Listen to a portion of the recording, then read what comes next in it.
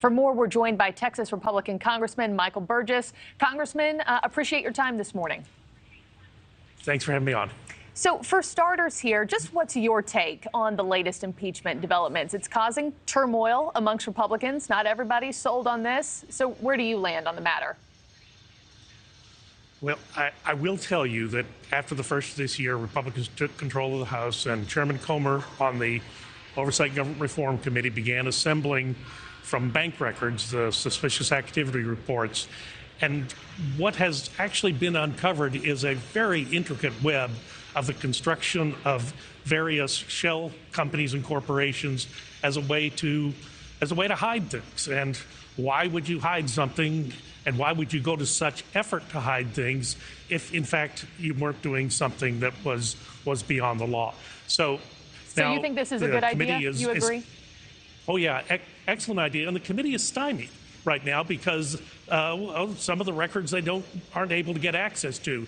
Now, with the formation of the formal inquiry, they will have the subpoena power where they can go to the National Records and Archives, ask for the information, and it will have to be produced. It really is the next logical step. I know there's some on our side who say, hey, don't check the weather, let's just go anyway. But this is the appropriate next step. And I want to talk about not only what Republican lawmakers are thinking, but also what American people are thinking. An August ABC News Ipsos poll found that Americans were fairly split on the impeachment question. Just 39% saying that there should be an impeachment inquiry into President Biden.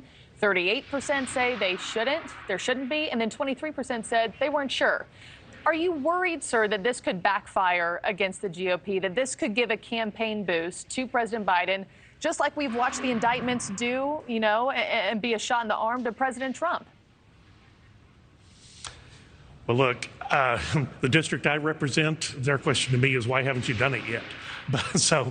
And the biggest question on people's minds back home are prices, inflation. This administration has overseen with the cost of living increases, the loss of real wages, the loss of real buying power is about $4,000 or $5,000 a family in the last 2.5 years. That's what people are concerned about. That's what people are focused on. And with respect but the underlying, my question still stands. Are you worried that this is going to backfire on you guys? Look, anything has the potential to backfire, but it is never wrong to pursue the truth and try to get the facts. And look, I just got to share with you, over the weekend, the president did a really bizarre press conference over in Vietnam.